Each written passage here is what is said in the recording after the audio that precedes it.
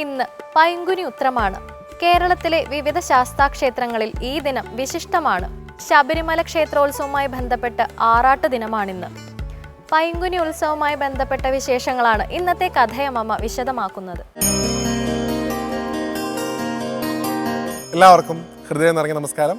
കഥയമ്മയുടെ ഇന്നത്തെ അധ്യായത്തിലേക്ക് എല്ലാവർക്കും ഹാർദമായ സ്വാഗതം. ഇന്നേ ദിവസം പൈങ്കുനി ഉത്രമാണ്. അതുകൊണ്ട് തന്നെ ഇന്നത്തെ അധ്യായത്തിൽ നമ്മൾ സംസാരിക്കുന്നത് പൈങ്കുനി ഉത്രത്തിൻ്റെ പ്രാധാന്യത്തെക്കുറിച്ചാണ്. ആദ്യം നമ്മളുടെ സ്വന്തം കേരളത്തിൻ്റെ അഭിമാനം, നമ്മുടെ സ്വന്തമായിട്ട് നമ്മൾ ദീർഘകാലങ്ങളായിട്ട് കണക്കാക്കി വരുന്ന നമ്മുടെ ഭഗവാൻ സാക്ഷാൽ അയ്യപ്പസ്വാമി, സാക്ഷാൽ ശബരിമലയിൽ വാഴുന്ന ധർമ്മശാസ്താവായിരിക്കുന്ന ഭഗവാൻ, അദ്ദേഹത്തിൻ്റെ ജന്മദിനമായിട്ടാണ് പൈങ്കുനി മാസത്തിലെ, പൈങ്കുനി എന്ന് വിളിക്കുന്നത് മലയാളത്തിൽ മീനമാസമാണ്, ആ മീനമാസത്തിലെ ഉത്രം നക്ഷത്രവും ഒപ്പം തന്നെ പൗർണമിയും കൂടെ ഒരുമിച്ച് വരുന്ന ദിവസം. അന്നേ ദിവസമാണ് ആ മണികണ്ഠകുമാരൻ്റെ ജന്മദിനമായിട്ട് ആചരിക്കുന്നത്. ഉത്രമാണ് ഭഗവാന്റെ നക്ഷത്രം എന്ന് എല്ലാവർക്കും അറിയാം. അത് പൈങ്കുനി മാസത്തിലെ മീനമാസത്തിലെ ഉത്രമാണ്. അതുകൊണ്ട് തന്നെ ഈ സമയത്താണ്, അല്ലെങ്കിൽ ഇന്നേ ദിവസമാണ് നമ്മുടെയൊക്കെ ദക്ഷിണ ഗംഗയായി നമ്മൾ കാണുന്ന ആ സാക്ഷാൽ പമ്പാ നദിയിൽ വെച്ച് ഭഗവാന്റെ ആ ശബരീശൻ്റെ ആറാട്ട് നടന്നത് ഇന്നേ ദിവസമാണ്. അത് ഭഗവാന്റെ പിറന്നാളായിട്ടാണ് കണക്കാക്കുന്നത്. ഇന്നേ ദിവസം എല്ലാവരും സാധിക്കുന്ന അത്രയും ഉറക്കെ ഭഗവാന്റെ ആ ദിവ്യനാമം ഈ ഒരു സമയത്തെങ്കിലും ഭഗവാന്റെ ആ പ്രധാനപ്പെട്ട ശരണമന്ത്രം ഉറക്കെ ജപിക്കാൻ നമുക്ക് സാധിക്കട്ടെ. സ്വാമിയെ ശരണമയ്യപ്പ എന്നുള്ള മന്ത്രം ഈ ഒരു സമയത്തെങ്കിലും ഒരു തവണയെങ്കിലും ജപിച്ചുകൊണ്ട് ഈ പൈങ്കുനി ഉത്രത്തിൻ്റെ ഭാഗമാവാൻ നമുക്ക് സാധിക്കണം. ഭഗവാന്റെ തിരു അവതാരം ശൈവ വൈഷ്ണവ ശക്തികളുടെ സമ്മേളനമാണ് ശാസ്താവ് എന്ന് പറഞ്ഞു കഴിഞ്ഞാൽ. അതുകൊണ്ട് തന്നെ ഈ പൈങ്കുനി ഉത്ര സമയത്ത് ഭഗവാന് നീരാഞ്ജനം നടത്തുകയും ഭഗവാന് എരിക്കിൻ പൂമാല ചാർത്തുകയൊക്കെ ചെയ്യുന്ന ഭക്തർക്ക് ഒരു തരത്തിലും ശനിദോഷം ഉണ്ടാവില്ല എന്നാണ് പറയാറുള്ളത്. പൈങ്കുനി ഉത്രം വ്രതമായി എടുക്കുന്ന ആളുകളുണ്ട്. ശനിദോഷത്തിൽ നിന്ന് മാറാൻ വേണ്ടിയിട്ടും ശാസ്താവിൻ്റെ പ്രീതി ഉണ്ടാവാൻ വേണ്ടിയിട്ടും പൈങ്കുനി ഉത്രം വ്രതമായി എടുക്കുന്നത് വളരെ നല്ലതാണ്. 2, ഭഗവാന്റെ തന്നെ സഹോദരനായിട്ടുള്ള സാക്ഷാൽ സുബ്രഹ്മണ്യ സ്വാമിയുടെ വിവാഹം നടന്നത് ഒരു പൈങ്കുനി ഉത്രത്തിനാണ് എന്നാണ് സങ്കല്പം. ഭഗവാൻ വള്ളിയെയും ദേവയാനിയെയും ഭഗവാൻ വേൾക്കുന്നത് ഒരു പൈങ്കുനി ഉത്രത്തിനാണത്രേ. അതുകൊണ്ട് തന്നെ ഈ ദിവസം ഭഗവാന്റെ തിരുക്കല്യാണം നടന്ന ദിവസമായിട്ട് കണക്കാക്കി സുബ്രഹ്മണ്യ സ്വാമി ക്ഷേത്രങ്ങളിലും വലിയ ആരാധന നടന്നുകൊണ്ടിരിക്കുകയാണ് ഈ സമയത്ത്. ഭഗവാന്റെ കല്യാണത്തിൻ്റെ വാർഷികമായി ബന്ധപ്പെട്ട് പലയിടങ്ങളിലും തിരുക്കല്യാണ മഹോത്സവം എന്ന് പറയുന്ന ഒരു ഭഗവാന്റെ കല്യാണത്തിൻ്റെ ദൃശ്യാവിഷ്കാര ചടങ്ങ് പോലും നടക്കുന്ന ക്ഷേത്രങ്ങൾ കേരളത്തിലും തമിഴ്നാട്ടിലും ധാരാളമായിട്ടുണ്ട്. അതുകൊണ്ട് തന്നെ ഇന്നേ ദിവസം പൈങ്കുനി ഉത്രം വ്രതമെടുക്കുന്ന ആളുകൾക്ക് ദാമ്പത്യത്തിലുണ്ടാവുന്ന പ്രശ്നങ്ങൾ മാറിക്കിട്ടുകയും ഒപ്പം തന്നെ ദീർഘകാലമായിട്ട് വിവാഹ തടസ്സം നേരിടുന്ന ആളുകൾക്ക് ആ വിവാഹ തടസ്സം മാറി അനുയോജ്യരായിട്ടുള്ള ഒരു പങ്കാളിയെ ജീവിതത്തിലേക്ക് കൊണ്ടുവരാനുള്ള അനുഗ്രഹം സുബ്രഹ്മണ്യ സ്വാമിയുടെയും വള്ളിയുടെയും ദേവസേനയുടെയും അനുഗ്രഹം കൊണ്ടുണ്ടാവും എന്നാണ് വിശ്വാസം. അതാണ് പൈങ്കുനി ഉത്രത്തിൻ്റെ 2ാമത്തെ പ്രാധാന്യം.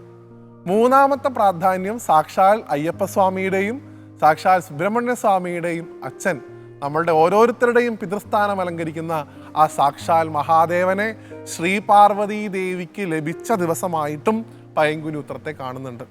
അന്നേ ദിവസമാണ് സതിയുടെ ദേഹത്യാഗത്തിന് ശേഷം തപസ് ചെയ്തുകൊണ്ടിരുന്ന ശിവൻ സാക്ഷാൽ ജഗദംബികയായിട്ടുള്ള ശ്രീപാർവതിയെ വേറ്റത് ഒരു പൈങ്കുനി ഉത്രത്തിനാണെന്നാണ് മറ്റൊരു വിശ്വാസം. അതുകൊണ്ട് തന്നെ അന്നേ ദിവസം ഈ പൈങ്കുനി ഉത്രം വ്രതം എടുക്കുന്നത് ശിവപ്രീതിക്കും നല്ലതാണ് എന്ന് മഹാന്മാർ പറയാറുണ്ട്. അപ്പോൾ നോക്കൂ, ഒറ്റ വ്രതാനുഷ്ഠാനത്തിലൂടെ ശാസ്താവിൻ്റെ പ്രീതി, സുബ്രഹ്മണ്യ സ്വാമിയുടെ പ്രീതി, ഒപ്പം തന്നെ സാക്ഷാൽ മഹാദേവൻ്റെയും ശ്രീപാർവതിയുടെയും പ്രീതി നമുക്ക് ലഭിക്കുന്നു എന്നാണ്.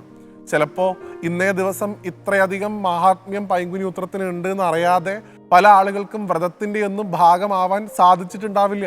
ആ വ്രതം എടുക്കേണ്ടത് ഇന്നലെ മുതലായിരുന്നു, ഇന്നത് അനുഷ്ഠിക്കണം, നാളെയാണത് പാരണം വീട്ടുന്നത്. അപ്പം അതുകൊണ്ട് പലർക്കും അത് ഭാഗമാവാൻ ചിലപ്പോൾ അറിയാത്തത് കൊണ്ടോ മഹാത്മ്യം അറിയാത്തത് കൊണ്ടോ സാധിച്ചിട്ടുണ്ടാവില്ല. പക്ഷെ നമുക്ക് ചെയ്യാൻ സാധിക്കുന്ന കാര്യം എന്താണ്?